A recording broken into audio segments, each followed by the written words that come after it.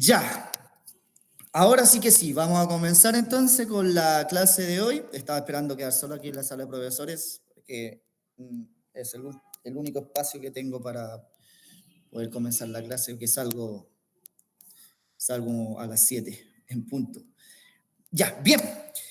Espero que se encuentren bien. Ojalá que el internet nos acompañe ahora, porque la clase pasada, un grupo, no me acuerdo si fueron ustedes o el otro, me dijo que lamentablemente el internet no acompañó, no nos acompañó y se escuchaba mi voz entrecortada y el video que les puse tampoco fue como, no se vio bien, etcétera, y espero que acá se pueda realizar bien. Bien, nosotros estamos en la Segunda Guerra Mundial, pasamos por la paz armada, por el periodo entre guerras, perdón, pasamos por la paz armada, pasamos por la Primera Guerra Mundial, pasamos por el periodo entre guerras. Recuerden que en el periodo entre guerras vimos tres elementos, que es la Revolución Rusa, la crisis económica de 1929 y lo que se conoce como el ascenso de los gobiernos totalitarios. Y el ascenso de los gobiernos totalitarios es muy importante debido a que gracias al ascenso, a la llegada de estos gobiernos totalitarios, entendiendo que la llegada de estos gobiernos totalitarios lo representan líderes, ¿cierto? Vimos también ese día las características de estos gobiernos totalitarios son como la base fundamental para entender el inicio de la Segunda Guerra Mundial. Vimos el nazismo con Adolf Hitler, o sea, con la figura de Adolf Hitler, el fascismo con Mussolini y el comunismo con Lenin, Vladimir Lenin, y posteriormente con Joseph Stalin. Dijimos también en esa clase, estamos activando conocimientos previos, de que estos gobiernos totalitarios tienen características comunes. Escribimos, por ejemplo, el dominio de los medios de comunicación, ¿cierto? Un líder carismático, que está en la figura de los personajes que yo acabo de nombrar. Tienen también una propaganda masiva con símbolos que representen, ¿cierto?, al gobierno totalitario. En fin, tienen elementos comunes que se destacan y que esos elementos comunes a la larga lamentablemente significaron de que tomaran todo el poder, y al tomar todo el poder eso también significa que las acciones posteriores que se gestaran en la Segunda Guerra Mundial no fuesen de la mejor manera posible, y a nosotros también nos puede generar el repudio, por ejemplo, de los nazis a algunas cosas que ellos realizaron. ¿Sí? Eso.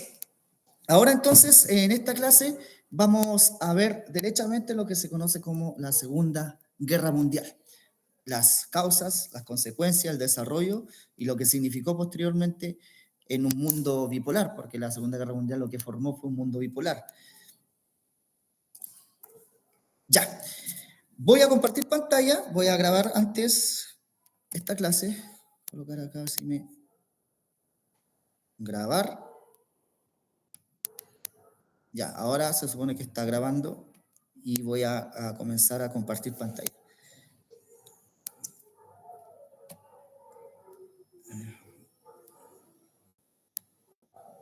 Voy a compartir la pantalla completa. No voy a poder ver los mensajes que ustedes puedan enviar por el chat. Si quieren de alguna manera hacer alguna pregunta mientras estoy explicando, prendan sus micrófonos, ¿cierto? Y ahí me dicen, ya que insisto, no puedo ver el chat. Bien, entonces vamos a comenzar con lo que se conoce como la Segunda Guerra Mundial. No sé si están viendo lo que estoy proyectando. Bueno, a mí me faltó una A. Sí, a mí me faltó una A, dice Cusas y el estallido de la Segunda Guerra Mundial, pero es las causas. Esto se enmarca en la unidad número 1 de segundo medio, que tiene que ver con crisis, totalitarismo y guerra, desafíos para Chile y el mundo a inicios del siglo XX, pero esto tiene que ver también con ustedes, con el tema de tercer y cuarto medio. Un tema que va a entrar posteriormente. Tenemos que estar de lleno con el mundo bipolar, porque la mayoría de las preguntas también son relacionadas al mundo bipolar. Mundo bipolar, quizás ustedes están diciendo que estoy hablando cabeza de pescado, pero más adelante van a saber lo que significa mundo bipolar. Bipolar, ustedes saben cómo es una persona bipolar, ¿cierto? Tiene una tendencia, una reacción y posteriormente tiene otras que son totalmente contrarias. El mundo bipolar, el mundo después de la Segunda Guerra Mundial, se transformó prácticamente en eso, en un mundo en donde uno tenía que estar adscrito a una ideología, y si uno no está adscrito a esa ideología, tenía que estar adscrito a la otra ideología de dos superpotencias poderosas que salieron después de lo que se conoce como la Segunda Guerra Mundial. ¿Me dan unos minutitos? Voy a cerrar acá la puerta.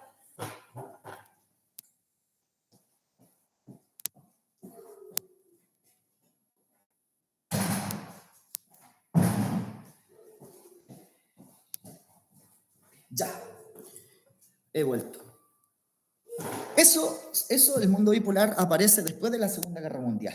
Dos superpotencias que se forman de manera notable después de este periodo y que dominan el mundo por casi 50 años más. Bien, acá en esta imagen tenemos, como su nombre lo dice, imágenes de la Segunda Guerra Mundial, algunas, como por ejemplo, ahí tenemos el desembarco en Normandía, ¿cierto? Tenemos el estallido de una de las bombas nucleares o bomba atómica. El tema nuclear va más allá de lo atómico, es más grande. Y en la imagen de abajo tenemos algunos prisioneros en los campos de concentración, generalmente campos de concentración nazis, ¿cierto? En donde la mayoría eran judíos. Y no sé si ustedes han visto El niño de pijama raya, ¿cierto? Que está basado en eso. Tenemos los trajes generalmente conocidos de los prisioneros judíos en los campos de concentración. Y acá arriba, arriba donde dice causas, tenemos los símbolos de estos, entre comillas, gobiernos totalitarios que habían en aquel momento. Tenemos la hoz y el martillo del Partido Comunista, tenemos la esvástica del nazismo, tenemos el símbolo del fascismo, ¿cierto? Y al otro lado tenemos lo que se conoce como, bueno, es muy cercano a los otros gobiernos totalitarios, pero lo que a nosotros nos interesa es el comunismo, el nazismo y el fascismo. Bien, avancemos entonces. Este es el objetivo que vamos a hacer nosotros. Vamos a tratar de analizar las causas y el estallido de la Segunda Guerra Mundial, considerando elementos como el Tratado de Versalles, la fragilidad del orden mundial de entreguerras, la exacerbación de los nacionalismos que tiene que ver con los gobiernos totalitarios y los regímenes totalitarios del sistema de alianza. Bien, el Tratado de Versalles pone fin a la Primera Guerra Mundial, y eso ustedes lo tienen que tener claro. Si hay una pregunta en donde dice qué tratado puso fin a la Primera Guerra Mundial, ustedes sin duda alguna van a marcar la alternativa que diga Tratado de Versalles. En el Tratado de Versalles lamentablemente se realizaron algunas acciones no adecuadas en contra de Alemania, porque Alemania fue la gran perdedora de la Primera Guerra Mundial, pero yo les dije en una clase pasada que Alemania no perdió la Primera Guerra Mundial, sino fue obligada a firmar un armisticio, una tregua. Y esa tregua se materializó en lo que se conoce como el Tratado de Versalles. Lamentablemente, en este Tratado de Versalles, dejando de lado los demás artículos, porque es bastante largo, pero dedicándolo a lo que fue como directamente hacia Alemania, el Tratado de Versalles le pone sanciones a Alemania muy onerosas, muy humillantes, ¿cierto? Se le obliga a pagar ciertos daños de la Segunda Guerra Mundial, se le quita el ejército, se le hace una serie de sanciones en la cual deja a Alemania la más ruina total, porque pasó por lo que se conoce como la inflación, una inflación económica que tuvo Alemania. Y esto también conllevó, cuando llegó a la crisis económica de 1929, que Alemania fue el país más afectado por la crisis económica de 1929, debido al Tratado de Versalles. Por lo tanto, es importante nombrar el Tratado de Versalles como elemento fundamental de este inicio para que apareciera en Alemania este gobierno totalitario en la figura mesiánica de Adolf Hitler, porque Hitler, para los ciudadanos que no tenían ninguna esperanza, no tenían ninguna opción de seguir adelante, porque fueron humillados por el Tratado de Versalles, después fueron lamentablemente tirados al suelo nuevamente con lo que se conoce como la crisis económica en 1929. Entonces vieron en la figura de Hitler la salvación, entre comillas, con su ideología nazi, que al final era muy solapada, era como muy por encima, y después cuando ya llegó al poder, cuando fue nombrado canciller Adolf Hitler, ahí implementó todo lo que se conoce más tarde como la ideología nazi. Entonces vieron en la figura de Hitler la salvación de esta Alemania. Entonces el periodo entre guerras, lamentablemente, fue muy frágil. Tenemos la crisis económica en 1929 en el periodo entre guerras, tenemos el ascenso de los gobiernos totalitarios en el periodo entre guerras y también tenemos, por ejemplo, la Revolución Rusa. Entonces el mundo estaba en una cierta fragilidad, que también los expertos de aquella época vislumbraban que a futuro esta fragilidad iba lamentablemente a ocasionar un segundo conflicto bélico como consecuencia del primero. Lo que muchos historiadores dicen que la Segunda Guerra Mundial es consecuencia de la Primera Guerra Mundial. Bien, sigamos. Las causas de la Segunda Guerra Mundial. Políticas. Los tratados de paz de 1919. Este tratado de paz de 1919 me estoy refiriendo derechamente al Tratado de Versalles. ¿Sí? ¿Alguien quiere decir algo? No, al parecer no. Recuerden que no puedo ver el chat. Si quieren decir algo o preguntar, por favor, a viva voz ahí, enciendo su micrófono y me pregunten. Ojalá que el internet esté bien. Aquí tenemos la primera causa, política. La primera causa política es el Tratado de Versalles. Ahí dice como Tratado de Paz de 1919. Los conflictos bélicos de la Primera Guerra Mundial terminan las acciones bélicas en 1918. Un año después, en 1919, se firma el Tratado de Versalles. Y efectivamente el Tratado de Versalles es una causa directa de la Segunda Guerra Mundial, porque como dice ahí también, el Tratado de Versalles humilló y lo dejó en el suelo profundo a lo que se conoce como Alemania. Humillación y rechazo alemán al Tratado de Versalles. Es evidente que Alemania iba a rechazar el Tratado de Versalles porque lo deja en el suelo, le impone sanciones, pero lamentablemente los políticos alemanes en aquella época aceptaron estas acciones y realizaron todo lo que se impuso en este Tratado de Versalles. Pero la humillación y el rechazo alemán ante esto estaba más en los ciudadanos que en los políticos. Los ciudadanos, lamentablemente, no sintieron que habían perdido la Primera Guerra Mundial, pero se sintieron humillados por esto. Y esto generó enormes pérdidas humanas, económicas y territoriales, porque antes del inicio de la Primera Guerra Mundial, Alemania tenía territorios en África, lo que se conoce como el imperialismo, tenía territorios en Alsacia y Lorena, perdieron todos esos territorios. Entonces eso les generó pérdidas económicas, y esas pérdidas económicas, lamentablemente, durante la crisis económica de 1929, echó a Alemania en lo más profundo del abismo. El país más afectado por la crisis económica de 1929, Chile el segundo, aunque no tenemos nada que ver con la Segunda Guerra Mundial, pero Chile fue el segundo país más afectado por la crisis económica de 1929. Ya, entonces aquí tenemos la primera causa, políticas. La segunda causa es evidentemente una consecuencia de las políticas. Nacen o aparecen estos nacionalismos o estos gobiernos totalitarios, el nazismo y el fascismo. Son políticas agresivas el nazismo y el fascismo, queridos estudiantes.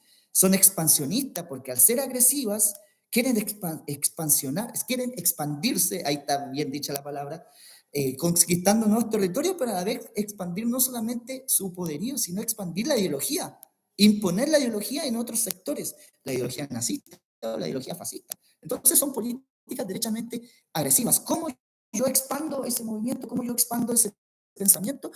A través de la dominación de los medios de comunicación, porque si yo domino los medios de comunicación, puedo poner en los medios de comunicación, diarios y radio, que era lo único en aquella época, elementos de este gobierno totalitario, elementos nazistas, elementos fascistas y elementos comunistas. Entonces yo obligo a la gente que lea estos postulados. Entonces es muy agresivo.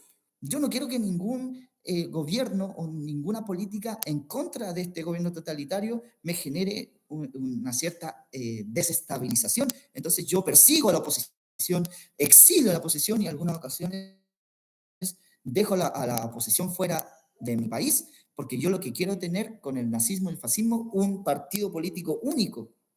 Entonces son muy agresivas estas políticas. Exaltación, el rearme es importante, porque el Tratado de Versalles le quita poder militar a Alemania, por ejemplo.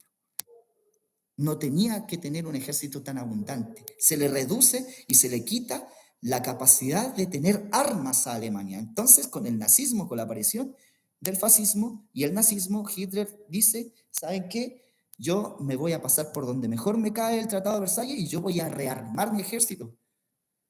Porque ¿cómo voy a estar en pos de lo que me exige un tratado, siendo que yo me tengo que preocupar de lo que pasa en mi país, en Alemania? Entonces eso hizo que la población, los ciudadanos, enaltecieran más la figura de Hitler. Entonces comienzo nuevamente a rearmar, a hacer nuevamente industrias relacionadas al tema armamentista. Comienzo a ser una potencia nuevamente militar. Entonces es muy agresivo hablar del nazismo y el fascismo.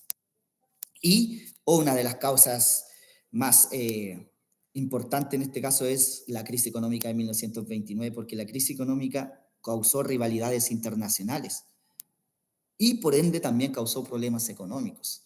Todo el mundo fue afectado y Alemania uno de los más afectados. Dentro del nazismo y el fascismo tenemos tres, ya lo vimos: Alemania, Italia, falta aquí Rusia, pero Japón también podríamos decir que era un gobierno totalitario. ¿Ya? Perfecto, sigamos.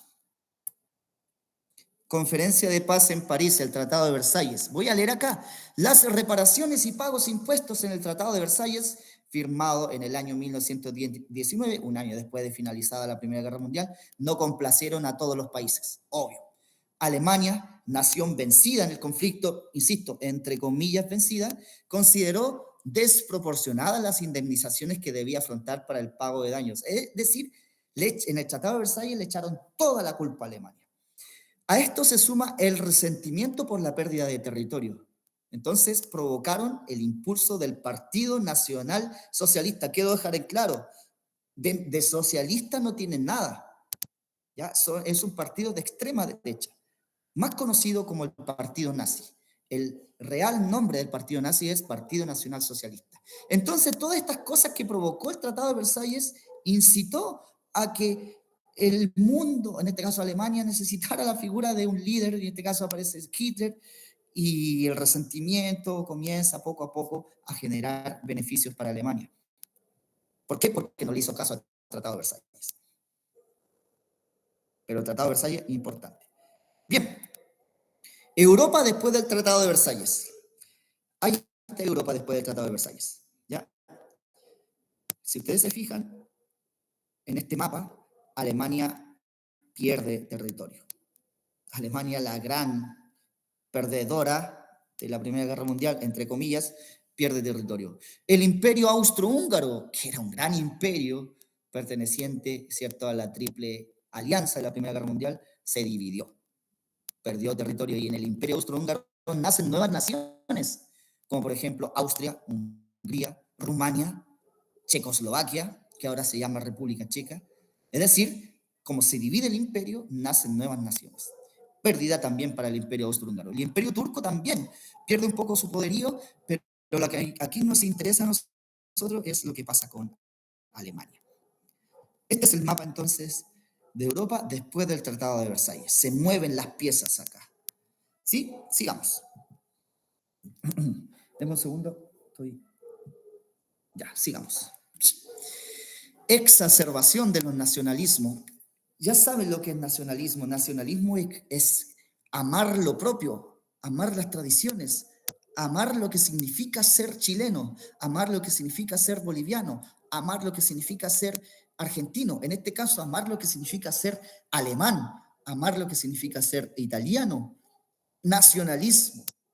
Entonces, luego de las decisiones tomadas en el Tratado de Versalles, los alemanes se sintieron muy vulnerados y comenzaron a generar resentimiento sobre las potencias vencedoras, resentimiento sobre todo a Francia, resentimiento a Inglaterra, resentimiento a Estados Unidos, que fueron las potencias ganadoras. Rusia no tanto, aunque con Rusia eran enemigos acérrimos, no tanto porque Rusia se tuvo que retirar de la Primera Guerra Mundial para resolver lo que estaban apareciendo en su territorio, que es la Revolución Rusa. Entonces, el resentimiento genera nacionalismo, porque el resentimiento me hace odiar al resto y me hace exacerbar lo que es mío.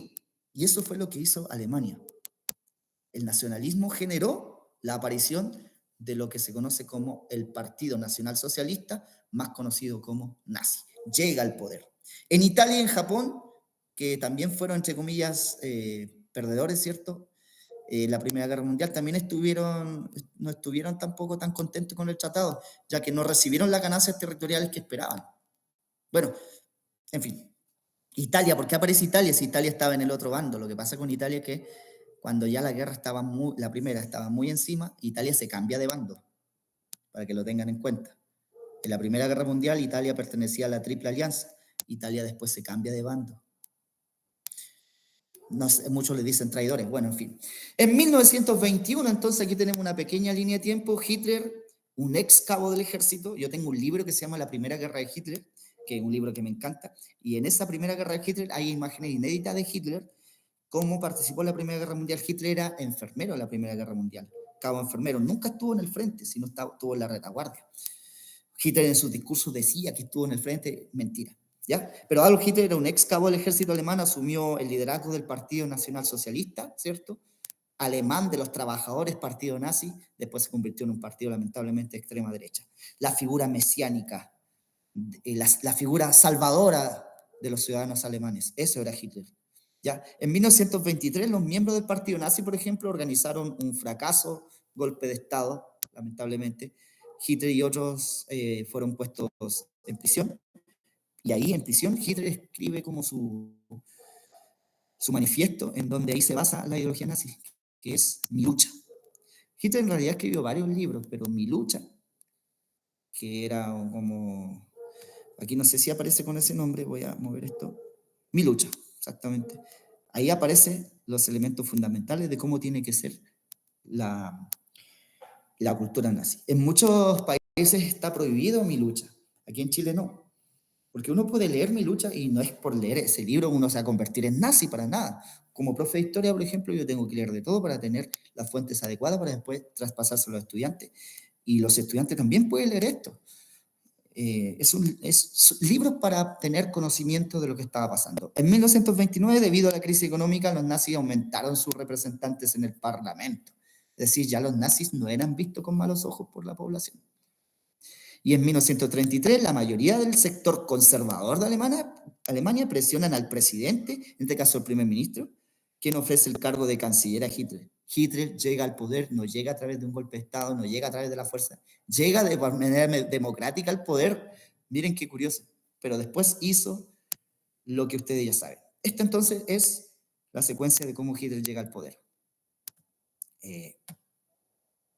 Bien, la crisis económica de 1929, el crack del Wall Street. Tras la reparación de los daños causados durante la Primera Guerra Mundial, la década de 1920 se caracteriza por su bonanza económica, sobre todo en Estados Unidos. En Estados Unidos se le conoce como los felices años 20. Pero lamentablemente esos felices años 20 termina en 1929 porque se produce lo que se conoce como la crisis económica. Todo el mundo fue afectado por esta crisis económica. La pobreza, la desesperación, millones de personas, más de 40 millones de personas quedaron sin trabajo en el mundo. Facilitó el crecimiento de las ideologías totalitarias, porque cuando hay desesperanza, cuando uno no tiene un futuro claro, es donde aparecen personajes que le venden la pomada al pueblo, ¿cierto? Y se convierten como en héroes mesiánicos, como los salvadores. Eso pasó en Alemania con la figura de Hitler. ¿Ya? Bueno, aquí tenemos un mapa conceptual un poco complejo, ¿cierto? Que habla sobre qué se basa, por ejemplo, los fascismos en un sistema de partido único, movilización de masas, las masas se movilizan, culto a un líder carismático, o sea, se le hace un culto como si fuese un ser santo. Se le hace el culto a Hitler, se le hace el culto a Mussolini, se le hace el culto a Lenin o a Stalin, para que se fijen cómo poco a poco se van convirtiendo en totalitarios. Se van convirtiendo en totalitarios porque agarran todo el poder. En fin, exaltación de la violencia y la guerra. Si alguien está en contra de mí, yo exalto la violencia, lo aturdo con violencia, lo capturo, lo echo, lo exilio, lo mato. ¿Se dan cuenta? Entonces aparecen estos gobiernos totalitarios. Y el nuevo imperialismo, las políticas expansionistas. Ahí tenemos a ciertos personajes que realizaron estas políticas expansionistas porque eran gobiernos totalitarios. Tenemos en la primera imagen de izquierda a derecha a Benito Mussolini. En la parte de derecha a izquierda, la parte derecha, tenemos a Hitler con el típico bigotito. Tenemos al emperador de Japón, Hirohito, que también se convirtió en un gobierno totalitario. Y tenemos a Francisco Franco, que hizo casi lo mismo esto, pero en España. Ya, no tiene mucha relevancia, pero cuando Franco se toma el poder en el 39, curiosamente justo se inicia la Segunda Guerra Mundial, ya con la famosa Guerra Civil Española. Entonces aquí tenemos la agresiva política de una retórica expansionista llevada a cabo por Alemania, Italia y Japón, provocaron el inicio de los temores de una guerra a partir de 1930. Esto va a terminar mal. estos personajes van a terminar mal, o estos personajes van a provocar que el mundo termine mal. Ya los políticos estaban vislumbrando nuevamente que esto iba a terminar mal. Y precisamente a finales de la década del 30, 1939, esto terminó en lo que se conoce como la Segunda Guerra Mundial. La Guerra Civil Española, por ejemplo, iniciada con un golpe militar perpetrado por el general fascista Francisco Franco en contra del gobierno del Frente Popular, movilizó tropas alemanas e italianas en favor de Franco. ¿Por qué? Porque Franco era totalitario, entonces los fascistas ayudaron a Franco. Y la Unión Soviética lo hizo con el lado republicano, ¿cierto? Lamentablemente Japón, por su parte, se extiende en Asia invadiendo China. Ya Japón tenía esa mentalidad de andar invadiendo, de hacer esas cosas. En fin, a lo que voy con toda esta palabrería, sí, está bien dicho, es que los gobiernos totalitarios fueron una causa directa también de lo que se conoce como el inicio de la Segunda Guerra Mundial. Alemania se anexiona a Austria, Checoslovaquia, que antes eran parte del Imperio Austrohúngaro. Es decir, hay que recuperar el poderío que tenía Alemania anteriormente, decía Hitler. El Tratado de Versalles nos dejó en el suelo, pero yo, siendo el líder de la nación aria alemana, estoy como imitando el discurso, imagínense las palabras que utilizaran y la población que no tenía esperanza o futuro, bueno, le creyeron todo a Hitler. Tenemos este término, porque Hitler lo utilizaba mucho, el término de espacio vital. El espacio vital lo hace este señor, Friedrich Ratzel, que dice que igual propone que un Estado necesita de territorios de acuerdo a su población para propiciar su desarrollo. Y Hitler decía, la raza aria, decía Hitler. Hay que expandir la raza aria. Checoslovaquia tiene que ser mío, porque en Checoslovaquia existe raza aria. Rumania, Polonia. Entonces yo expando mi territorio porque ese territorio es el espacio vital. ¿El espacio vital de qué? De la raza aria. Mírense el pensamiento que tenía Hitler, añadiendo territorios basados en rasgos físico-culturales. Este territorio tiene rasgos físico-culturales igual que los alemanes, es parte de mi espacio vital, por lo tanto lo voy a invadir. Eso es lo que hacía Hitler. Entonces valida el colonialismo Hitler. Si yo invado, me apodero de ese territorio y ese territorio lo convierto en colonia mía. Entonces, esto se basó Adolf Hitler para poner práctica su política expansionista. Para cuando comenzó la Segunda Guerra Mundial, Hitler empezó a invadir porque era parte de su espacio vital. ¿Ya? Sistema de alianzas. Casi las mismas alianzas de la Primera Guerra Mundial. Primero están las potencias del eje. Nuevamente Italia. Y aunque no lo crean, Italia durante el desarrollo de la Segunda Guerra Mundial también se cambió de bando. Bueno, está Italia, ¿cierto? Está Alemania. Estamos viendo la de la parte izquierda de su pantalla, y tenemos a Japón. ¿Ya? Aquí están las potencias del eje. ¿Ya? También conocido como eje Berlín, Roma, Tokio, que son las capitales de estos países, ¿cierto? Está conformado por el Reino de Italia, la Alemania nazi y el Imperio de Japón, y en 1936 entra el Reino de Italia y la Alemania nazi, y Japón se sumaría 4 años más tarde, con tal que forman lo que se conoce como las potencias del eje. Y por el otro lado estaban las potencias aliadas, en donde está Gran Bretaña, está Francia, la Unión Soviética y Estados Unidos, que ingresa a Estados Unidos en diciembre de 1941, cuando Japón ataca Pearl Harbor. Hay una película también y mucha información sobre Pearl Harbor. Japón ataca Pearl Harbor porque sabía que quería evitar el nacimiento de la potencia mundial llamada Estados Unidos. No le resultó porque fue un ataque poderoso, muy efectivo, pero destruyó 2 o 3 barcos y no destruyó. La idea de Japón era destruir toda la marina estadounidense y ahí hubiese cambiado el curso de la guerra, pero destruyó 3 o 4 barcos, pero no destruyó la fuerza naval verdadera de Estados Unidos. Por lo tanto, Estados Unidos después se pudo defender y ocasionó lo que ocasionó. Entonces, el sistema de alianzas vuelve a funcionar, al igual que la Primera Guerra Mundial.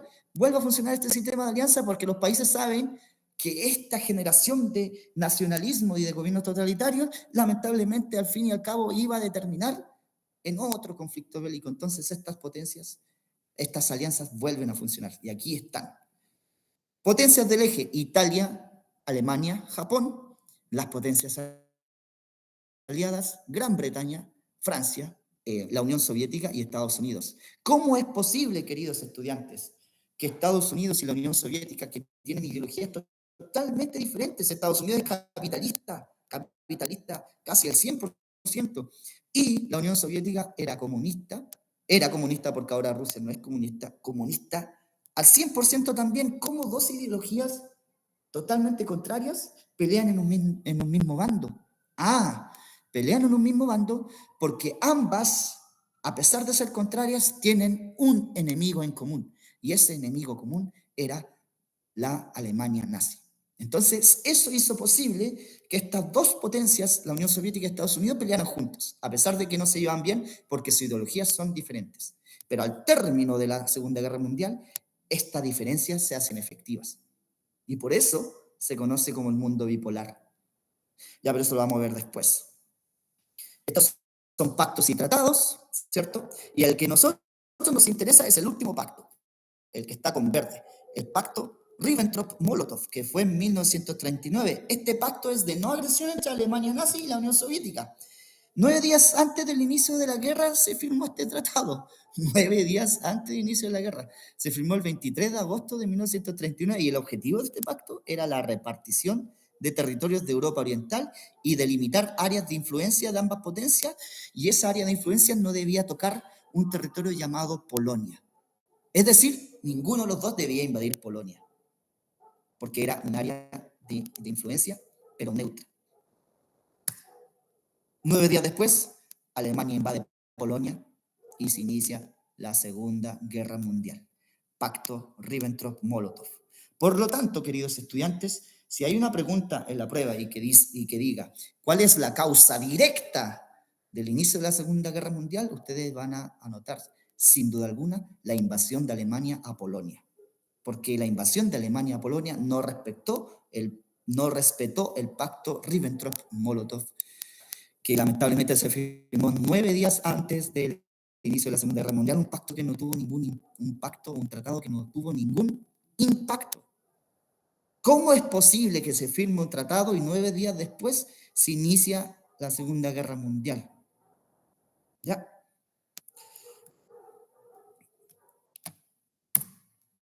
Estallido de la Segunda Guerra Mundial.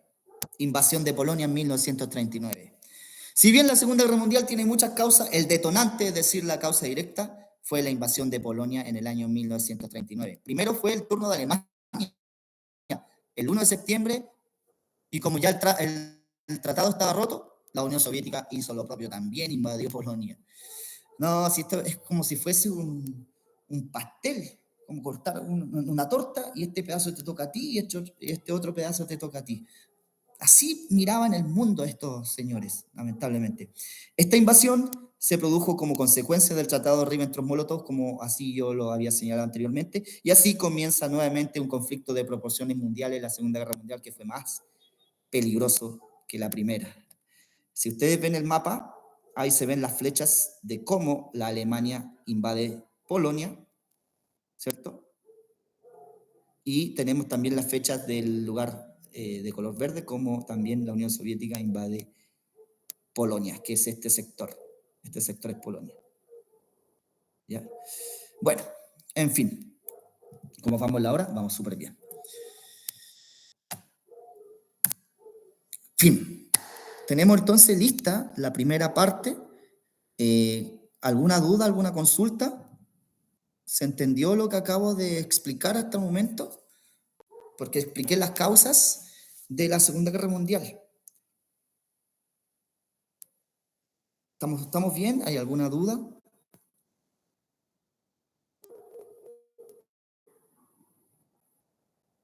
No sé si se habrá escuchado, no sé si se me fue el internet, no tengo idea. Veo que están conectados, pero no sé si la cosa va bien. Ya, Sí, profe, te bien. escucho bien. Ya, muchas gracias, porque a veces me pierdo, hablo mucho y me pierdo. Yo sé que la historia, los estudios sociales no es una materia divertida, no es una materia porque es mucha información, no es una materia que genere acciones didácticas, generaría acciones didácticas si esto fuera presencial. Trato de que aterrizar trato de aterrizar el contenido al contexto para que se entienda, porque el contenido en sí igual tiene sus complejidades. Entonces yo trato de explicarlo de una manera, no sé si logro ese objetivo, explicarlo de una manera clara para que puedan ustedes entenderlo. Aterrizar al contexto, como se dice en pedagogía. Bien, como nos queda algo de tiempo, lo que voy a hacer es lo siguiente. Me van a permitir un poco porque yo me estoy dando internet de mi celular y me está quedando muy poca batería, así que le voy a cargar mi celular para que no se pierda el internet.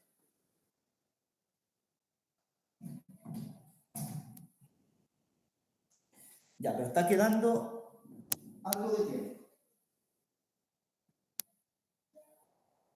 Perfecto. Y como está quedando algo de tiempo, vamos a ver entonces las consecuencias de la Segunda Guerra Mundial, porque la Segunda Guerra Mundial tuvo consecuencias. Y vamos a ver las consecuencias entonces de lo que se conoce como la Segunda Guerra Mundial. Y también se enmarca en la unidad 1 de segundo medio. Miren esa imagen.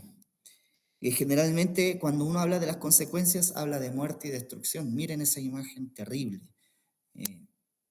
Pero bueno, eso es lo que ocasiona una guerra, y la Segunda Guerra Mundial, con mejores tecnologías que la primera, lamentablemente dejó la crema, sobre todo en los civiles, porque la mayor cantidad de muertos fueron civiles, que no tenían nada que ver con el conflicto bélico, pero fueron los que sufrieron estas consecuencias.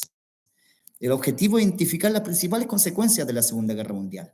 Miren este traje, este dibujo que está acá, ¿sí? Es un navegador de bombardero del escuadrón bombarderos de Europa. Así se vestían, ¿sí? Un traje rudimentario de la Segunda Guerra Mundial del piloto. Y hoy los pilotos de guerra tienen trajes más sofisticados. Bien. La primera consecuencia que uno puede ver, sobre todo en la imagen que se lograron a través de los bombardeos, esa imagen muestra las consecuencias de los bombardeos, por ejemplo, aéreos en Londres, porque Alemania consiguió una tecnología que podía bombardear a través de misiles desde Alemania hacia Inglaterra, y para llegar a Inglaterra hay que, lamentablemente, no lamentablemente, hay que cruzar el Canal de la Mancha, es decir, traspasar el Canal de la Mancha, porque Inglaterra es una isla, y bombardear Londres. Y Alemania consiguió en la Segunda Guerra Mundial esa tecnología, que ahora esa tecnología es mucho más avanzada. Ya estamos viendo ustedes, por ejemplo, cómo Irán y Israel se lanzan misiles de un lado a otro como si fuese nada.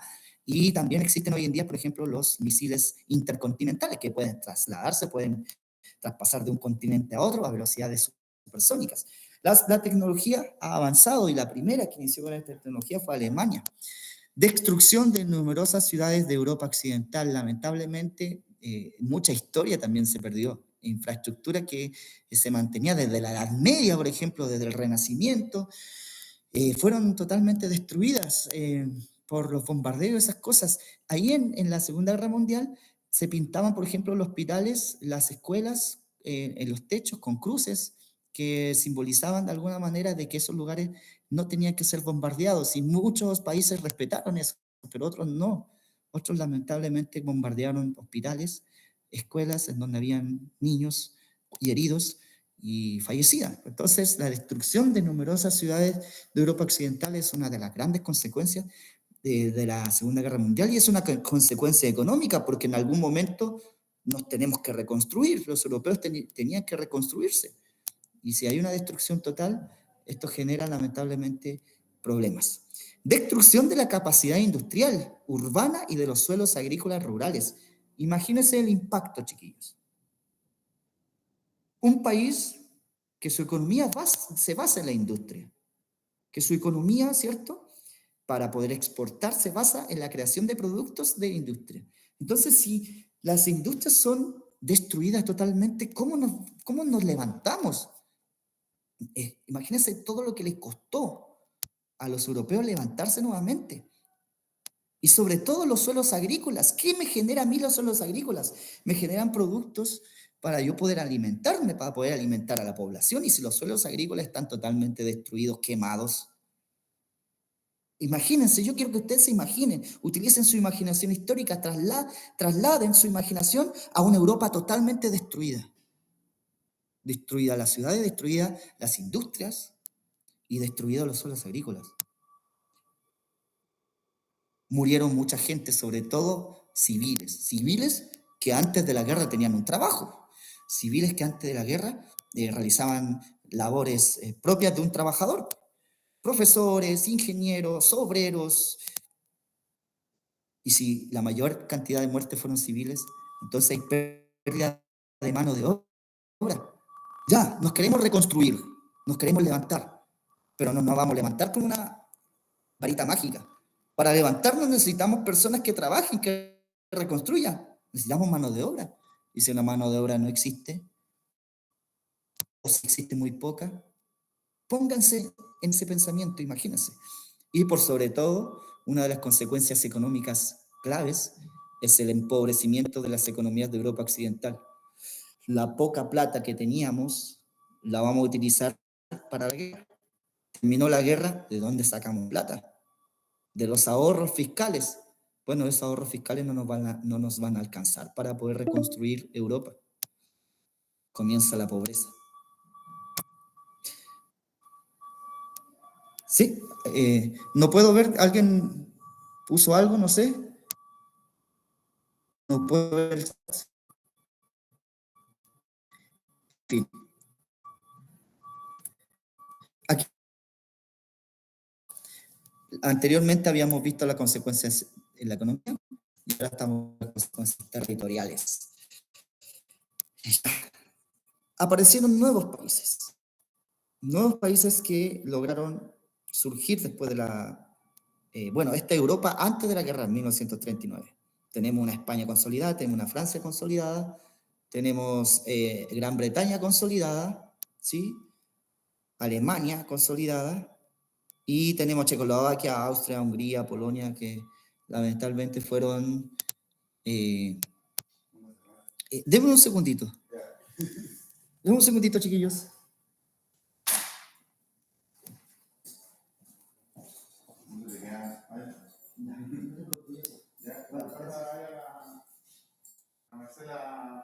Ya, gracias. He vuelto, tengo la llave de la sala de profesores. Me voy a quedar solo acá. Miren lo que pasó.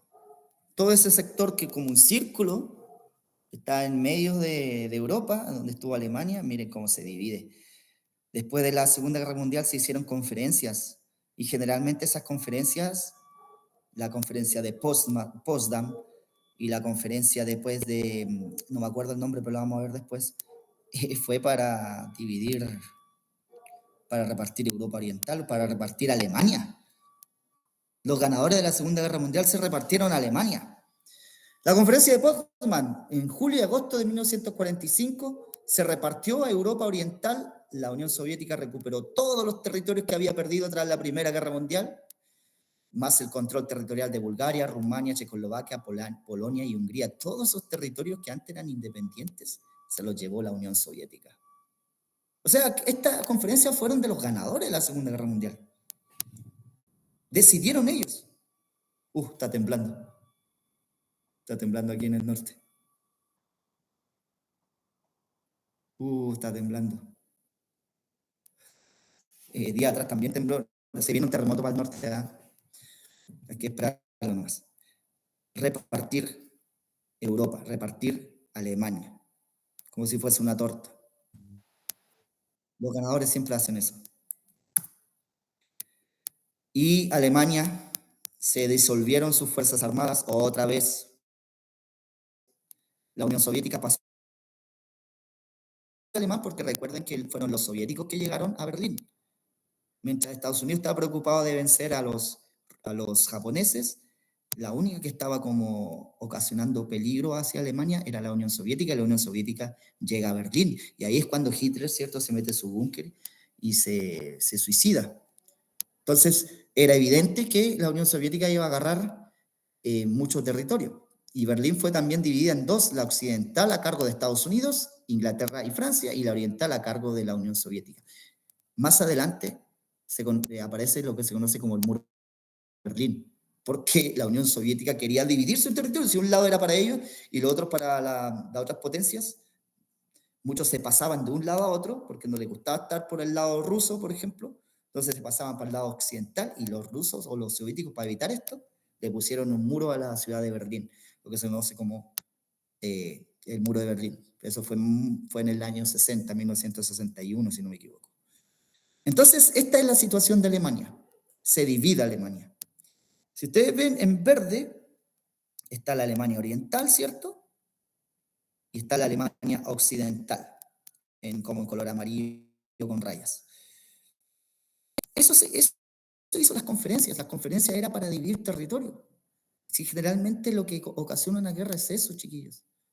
¿Quién consigue más territorio? Chile, precisamente. Y con esto ya voy finalizando. Precisamente Chile, cuando le ganó el territorio a Bolivia y a... Eso, la guerra fue para ganar territorio. Ganamos los territorios del norte. Lo mismo con la Segunda Guerra Mundial. Consecuencias demográficas. 50 millones de muertos, en su gran mayoría civiles, por los ataques a ciudades. Y también está el holocausto judío, que fueron casi 6 millones, ¿cierto?, asesinados en los campos de concentración nazis. Y el genocidio de casi 2 millones de chinos a manos de los japoneses. Los japoneses dejaron la crema con los chinos. Es terrible lo que pasó. Terrible. Deme un segundito. Ya. Ya. Por favor. Ya, yo con esto finalizo, queridos estudiantes, ya, porque tengo que irme de acá. Pero es esto, alcanzamos de ver todo lo que fue la Segunda Guerra Mundial y las consecuencias de la misma, ¿ya? Más adelante completamos esto y me despido. Espero que se haya entendido y que tengan una buena clase, la siguiente que les toca. Nos vemos, chao, chao.